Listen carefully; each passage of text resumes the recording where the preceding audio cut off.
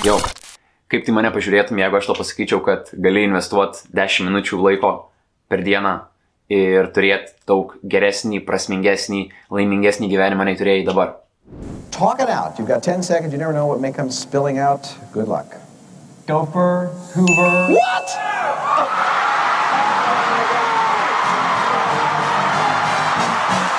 Taip, tai meditacija.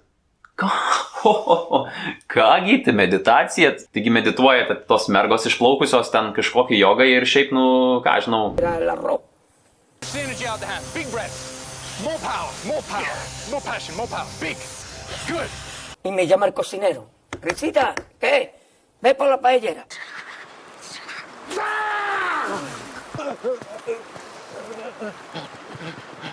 La playa había subido la marea. And Magnus and Rebecca, you prepare her.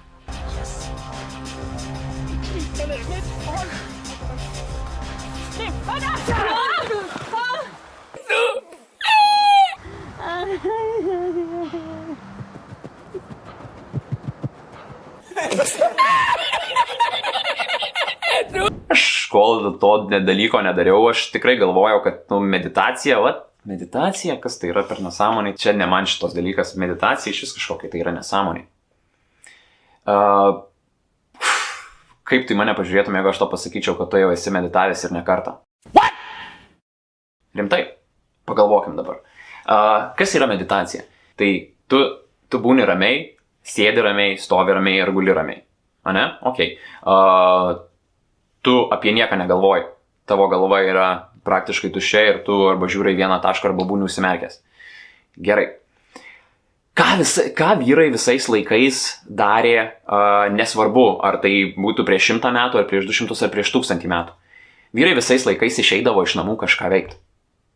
Įsivaizduok, ne žvejyba. Užmeti meškį. Ką daro žvejys? Jisai žiūri į plūdę, žiūri į plūdę, ar žiūri į kažkokį svarelį ar kažkur. Jisai žiūri į vieną tašką ir apie nieką negalvoja. Ne meditacija? Meditacija. Įsivaizduok dabar, ne medžiotojas. Atsisėdęs bokštelyje, sėdi, šautuvą pasiėmęs, žiūri vieną tašką. Ką jis daro? Nieko negalvoja, žiūri vieną tašką. Laukia, ar ne, kol kažkas išlys, kažkoks gyvūnas. Nemedituoja. Medituoja. Įsivaizduoju dabar kažkoks vyras, ne, konstruoja kažką, ar ten stalius kažką remontuoja, neobliuoja. Vieną veiksmą daro, obliuoja. Nieko jis negalvoja, jis tiesiog dirba. Ne meditacija, meditacija. Ir čia yra krūva dalykų, aš galėčiau paimti 100 pavyzdžių, kada mes pasąmoningai medituojam, valome į savo mintis. Dabar, gerai, tai kam reikia tos meditacijos, kodėl mes net pasąmoningai tai darom, tam, kad įsivalytume savo mintis. Meditacija, aš tuoj pasakysiu tik keletą greitų pavyzdžių, ką meditacija duoda. Gerai, tai pagerina streso valdymą, padidina sąmoningumą, kontroliuoja nerimą, gerina emocinę sveikatą, didina savivoką, gerina dėmesio išlaikymą, pagerina atmintį, padeda kovoti su priklausomybėmis, gerina miegą, mažina kraujo spaudimą. Moksliškai yra ištirta ir patvirtinta, kad meditacija padeda visiems šitiem dalykam. Dar klausimas tau. Ar tu esi protingas? Yes, I am. Jo, esi protingas. Ok. Dabar kitas klausimas. Tai kodėl protingi žmonės nedaro tai, ką žino, kad reikia padaryti, kad tai padės jiem? I don't know. $1 vertas klausimas, ne? Kodėl protingi žmonės nedaro to, ką reikia padaryti ir žino, kad reikia padaryti, ir žino, kad jiem tai padės, bet to vis tiek nedaro? Atsakymas šiaip yra paprastas. Protinė būklė nėra geriausia.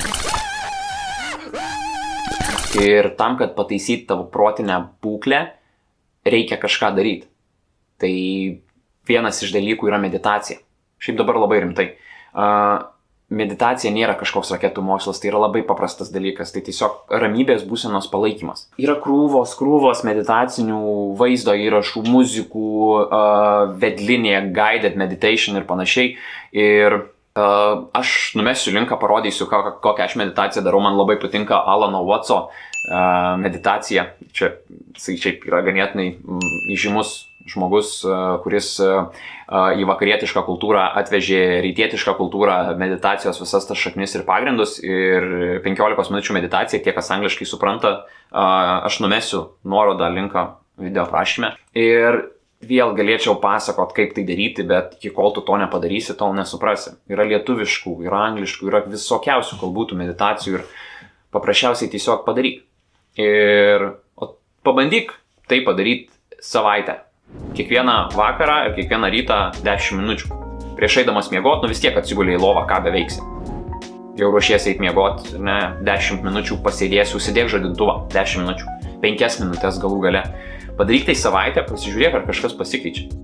Nes jeigu niekas nesikeičia, tai sakysi, fuck it, ką man to reikia gyti. Nes jeigu tu žinai, kad tai yra gerai, ar girdėjai, kad kiti tai daro ar ne, bet pats sakai, oi, ne man, aš čia kažką vieną kartą bandžiau ir nepavyko. O dabar įsivaizduok, ne, pirmą kartą užlipai ant dviračio ir nukritai.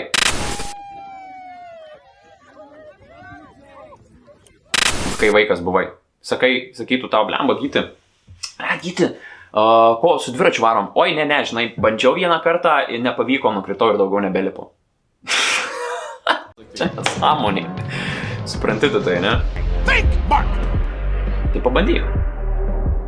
50 minučių per dieną, po savaitės, duok man žinia, kaip sekėsi. Viskas, baigta.